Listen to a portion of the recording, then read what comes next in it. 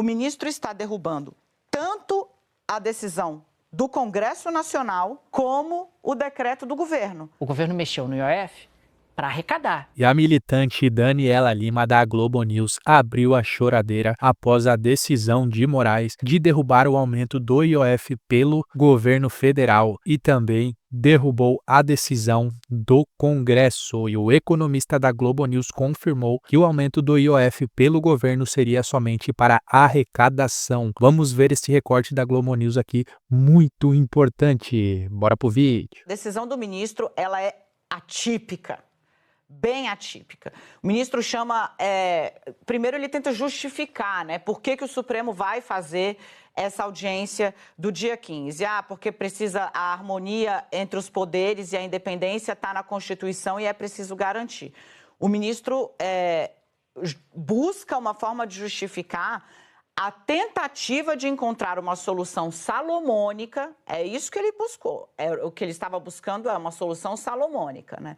É como se tivesse de fazer a escolha de Sofia e aí chegar lá e falar, bom, vamos ver aqui, etc e tal. Qual é a avaliação do governo, né? O governo, vamos aguardar a reunião do dia 15, eu estou trazendo aqui a apuração a quente. Ele mordeu e assoprou para todos os lados. O que acontece aqui é que, no fim das contas, a aposta do Centrão deu certo.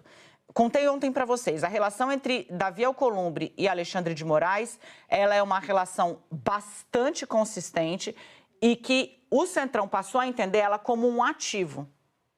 Quando puxa Davi Alcolumbre para essa decisão, o Hugo Mota, na verdade, está tentando amarrar uma pancada do Supremo. E aí, o que o ministro Alexandre de Moraes tentou fazer? Não impor uma derrota a ninguém, mas na prática, como o Valdo mostrou, impôs, porque o decreto do IOF deixou de valer e chama para a mesa. No fim das contas, a política está sendo, de novo, né? Ontem eu trouxe aqui um prócer do PP falando o que a gente não queria era que o Supremo tivesse que arbitrar isso, chamar e virar babá das duas partes, né? Trazendo ainda a Procuradoria-Geral da República, a AGU e etc. O ministro abre caminho para essa solução política se dar até o dia 15, né? Para que se construa um novo caminho, ou ser resolvida dentro do Supremo Tribunal Federal. Mas, na prática, impõe uma derrota ao governo, sacramenta a percepção de que não atuou para derrubar a ação do Senado, como estava muito seguro Davi Alcolumbre, a gente relatou isso ontem, de que não haveria uma pancada no Congresso Nacional. O embate vai continuar, me diz a fonte do Palácio do Planalto. Mas a decisão do ministro Alexandre de Moraes tenta ser uma decisão salomônica que, na prática, corrobora a estratégia daqueles que apostaram em puxar Alcolumbre para esse debate, para essa questão, para amarrar ali ou tentar evitar uma pancada do Supremo no Congresso Nacional, Ricardo e Valdo. No caso em análise, ainda que em sede de cognição sumária, ou seja, né, de uma reflexão rápida, fundada em juízo de probabilidade, entendo que estão presentes os requisitos necessários para deferimento de pedidos cautelares de suspensão de eficácia dos atos normativos editados. Diante de todo o exposto, existindo fortes argumentos que indicam a existência de razoabilidade na imediata suspensão dos decretos impugnados, inclusive porque indesejável o embate entre executivo e legislativo, com sucessivas e reiteradas declarações antagônicas, né?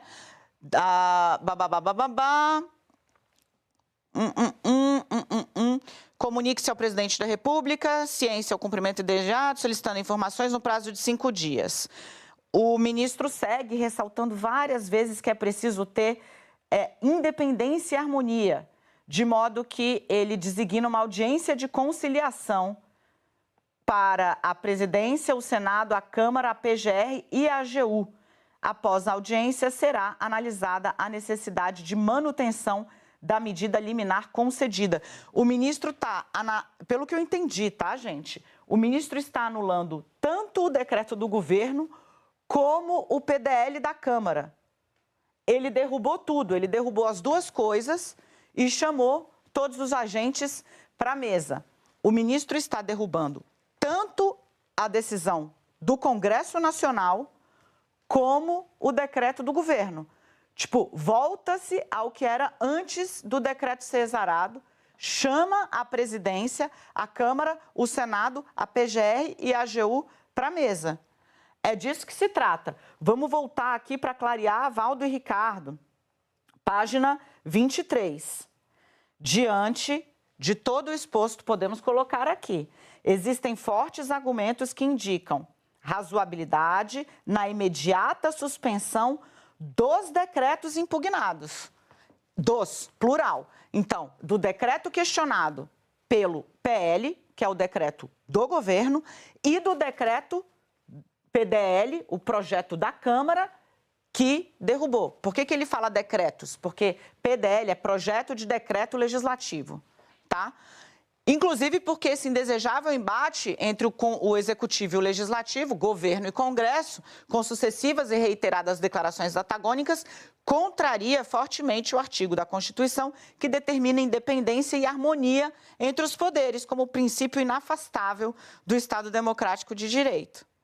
Concedo a medida cautelar ad referendo do plenário, ou seja, o plenário vai ter de dizer se está certo ou não, suspendendo os efeitos do decreto presidencial e do decreto legislativo. Está aqui, ó. Ele derruba o decreto do IOF e a ordem do Congresso para barrar.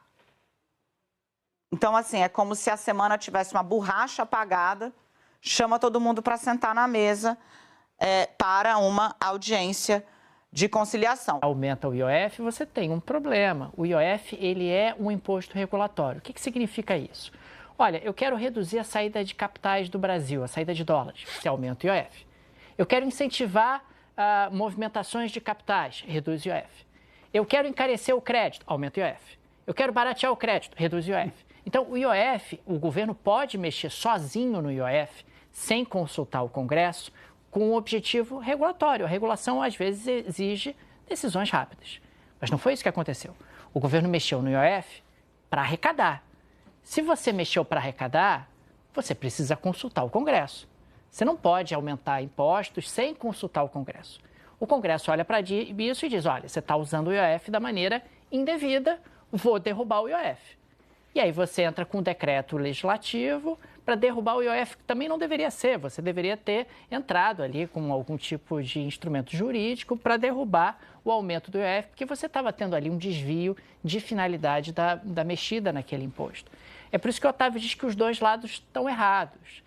Né? O governo também diz, olha, eu estou tentando cumprir a meta fiscal, o Congresso não me deixa, o Congresso não aceita nenhuma das minhas propostas, já trouxe aqui um monte de propostas, nenhuma delas vai adiante, nenhuma delas passa. Ao mesmo tempo, o Congresso fica aumentando despesas e, consequentemente, eu tenho que administrar a questão orçamentária sem a ajuda do Congresso. É por isso que me parece que no tweet tem uma referência de que diz, olha, a disciplina fiscal não é responsabilidade só do governo, isso, não é só minha essa responsabilidade. Né? O Poder Legislativo também tem responsabilidade com isso. E, do outro lado, tem um Congresso que diz, o governo sempre tentando resolver na forma de aumento de imposto, não tem nenhum compromisso de corte de despesas de maneiras mais estruturantes e tal. Por isso que a gente está falando de um contexto onde me parece que a melhor solução realmente é a conciliação. Olha, vocês são adultos, vocês resolvam, porque os dois lados estão errados. Os dois lados, ao mesmo tempo, têm argumentos que são meritórios, argumentos que são válidos. Mas a solução não pode ser feita através de um IOF majorado ou de um decreto legislativo para derrubar o IOF. O presidente da Câmara dos Deputados, Hugo Mota, dizendo que a decisão do ministro Alexandre de Moraes evita o aumento do IOF em sintonia com o desejo da maioria do plenário da Câmara e da sociedade. Continuamos abertos ao diálogo institucional com respeito e serenidade, sempre em busca do equilíbrio das contas públicas e do crescimento sustentável da economia. Então, você falava, né, Valdo, agora há pouco, na prática, o que acontece com a decisão do ministro Moraes? Quem sai perdendo dentro da batalha ali é o governo que pretendia retornar, voltar com um aumento do IOF. O que o governo queria levando essa questão para o Supremo? Uma decisão de que a decisão do Congresso era inconstitucional, vamos voltar aqui para o aumento do IOF. Não foi o que aconteceu. né? Já temos a repercussão do deputado Hugo Mota, presidente da Câmara, o Sóstenes Cavalcante, para a gente trazer aqui também um pouco do termômetro da oposição. O líder lá na Câmara diz que o primeiro round da guerra da judicialização, quem saiu ganhando foi o povo e o Congresso. Então a gente já vê como a oposição também quer abraçar essa decisão para si como uma vitória e colocar no governo, ali sobre o governo, essa pecha de derrotado dentro dessa questão. E aí a gente foi ouvir também o Palácio do Planalto, o governo, né? Já algumas fontes começam a nos responder dizendo assim, serve para acalmar os ânimos e botar a bola no chão. Agora, precisa ver onde é que está essa bola. Está no centro do campo ou está mais para perto do gol do governo, da oposição? Eu acho que está no centro do campo. Por quê? É fato que, como a gente estava comentando aqui, o governo fica sem o aumento do IOF. Né? Na prática, a decisão do ministro, como a gente ressaltou, impede o aumento do IOF, tal como desejava o Congresso Nacional. Então o governo perdeu? Não tanto assim. Porque, por outro lado, o ministro Alexandre de Moraes chama uma audiência de conciliação para o dia 15 de julho.